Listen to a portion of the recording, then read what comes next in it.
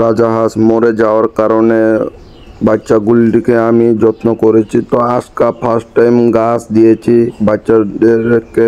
তো ঘাস দেখুন কত সুন্দর করে খাচ্ছে। তো আমার দেশি মুরগির নিচে দেশি হাঁসের ডিম দিয়েছিলাম, বাচ্চা ফুটেছে 15টা বাচ্চা। তো আমার চীনা হাঁসগুলি দেখুন খায়ে টন্ড্রুচ হয়ে কি হয়ে রয়েছে। কি করব যে আর চীনা হাঁসের ভ্যাকসিনও দেওয়ার দরকার, নাইলে কমজোর হয়ে যায় চীনা হাঁসগুলি। তো আমার টাইগার মুরগি উমে বসেছে, কোন দিন বাচ্চা নিয়ে বের হবো আমি তো জানি না। তো আমার কোয়েল পাখি আমি বাজার থেকে কিনে এনেছিলাম, 3টা মেল ও 3টা ফিমেল হয়ে গেছে। তখন ঝগড়ার কারণে ওনারা রক্ত বের করে ঝগড়া করে।